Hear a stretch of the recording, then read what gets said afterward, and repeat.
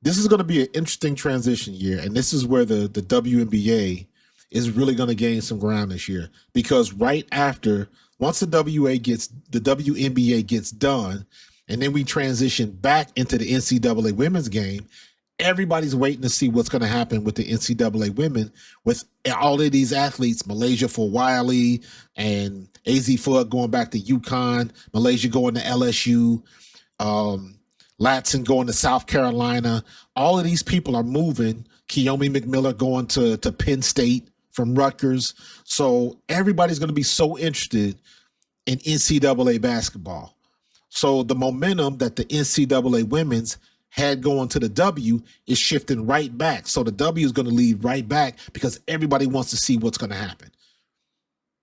The viewership for the WNBA this year is going to be off the charts. It's going to be really, really good.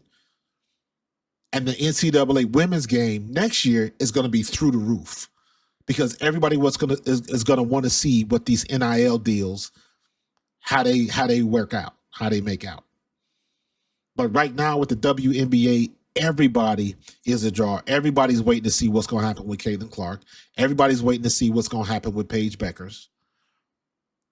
Angel Reese is still, Chicago is a much, much different team. They're going to operate and they're going to play much differently than they did last year. So everybody's looking at Tyler Marsh to see what they're going to do with that. So overall, and I've said this before, the way you can see a league's growth is where you can see how high the bottom has gotten. Last year was the peak with Caitlin Clark. Now it comes down a little bit, but where it starts to go back up, that's where you have a new bottom. And that new bottom is above where it was last year. That's when you really see the growth of the league. And I think they are trending in the right direction. That's what they want to do. That's what they have. They got the star power now. Caitlin Clark is a star. Angel Reese is a star. Paige Beckers is a star. And they got more coming. They got more coming. AZ Flood's going to come out next year. Eventually, you're going to have Malaysia for Wiley. Eventually, you're going to have Juju Watkins. So you've got all of these. Silas Swords is coming. Toby Fournier is coming. You got all of these young women coming into the league, and everybody is going to be watching. So the WNBA has got to put their best foot forward this year. They got to get on top of the social media stuff. Even this year, with the way the WNBA draft went, a lot of people still weren't happy with that, but it is what it is. That's water under the bridge now.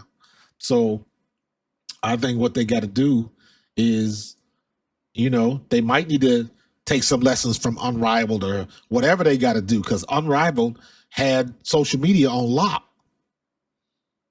They better tap into Caitlin Clark and Angel Reese and Rickea Jackson and Cam Brink and all of these women in the W that's already got a ridiculous amount of followers on social media and TikTok and Instagram and all that types. Use every avenue you got and make the connection. They ain't all got to be enemies.